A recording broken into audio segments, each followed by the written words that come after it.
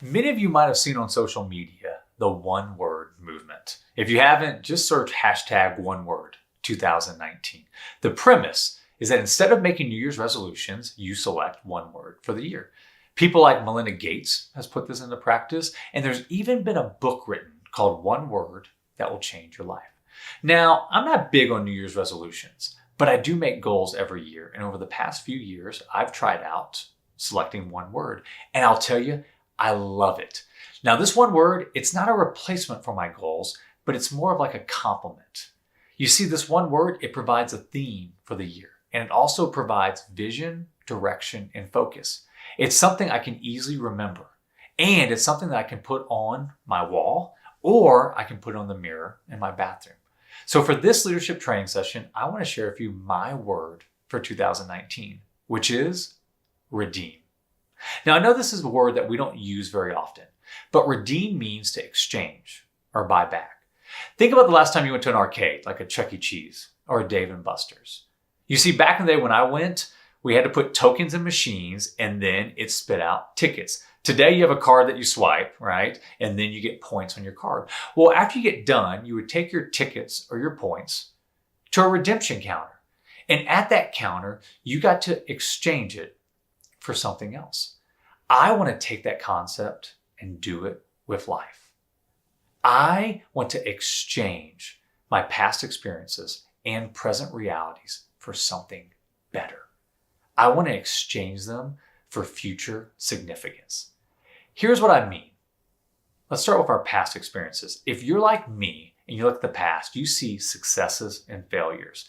You see regrets that you wish you could forget. And then you also see memorable moments that you never want to forget.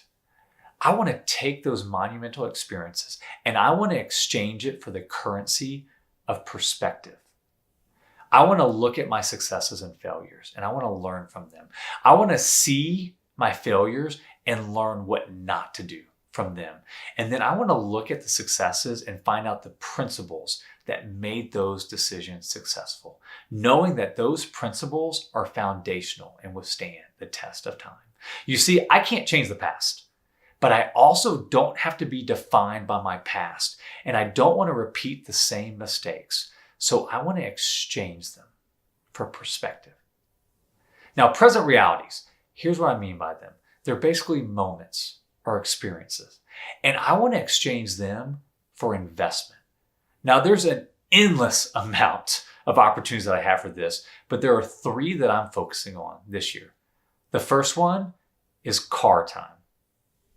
Now, whether I'm traveling or whether I'm waiting in traffic, I want to use those moments. I could use them for contemplative thought, or I could use them to listen to a podcast or an audiobook. You see, I can take those moments in the car and I can exchange them for personal investment.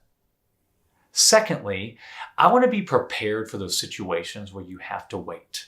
Think about airports, the doctor's office, or taking my car in for routine maintenance.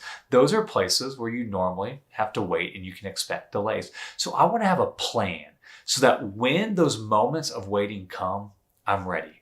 I can bring a book or I can bring my tablet and I can exchange inconveniences for professional investment. And then finally, I want to take a look at my lunches. You see, I want to minimize the amount of time that I eat alone, and I want to grab lunch with a coworker or a friend, and I want to exchange that time for probably the biggest investment that we can ever have, which is relational investment. Now, I want to be clear about something. I'm not talking about squeezing every second out of the day. I believe in having fun and hanging out with friends and family, but I also don't want to let life control me. I don't want to be reactive. I want to be proactive and intentional with the time. I want to take those past experiences and those future realities, and I want to have future significance by exchanging those commodities for something better, like perspective and personal, professional, and relational investment. So here's the game plan. I want you to take a look at your resolutions or your goals or your priorities. If you hadn't made them yet, it's not too late. I want to encourage you to do that. You see, as the old saying goes, a river without boundaries is a swamp. We need to have direction and purpose to accomplish our dreams. So take a look at those. And then I would encourage you to sum them up in one word or phrase. Create a theme for the year that will help you to remember it and provide focus and vision throughout the year. I'll leave you with our tweetable lesson. Past experiences and present realities can be exchanged for future significance through intentionality.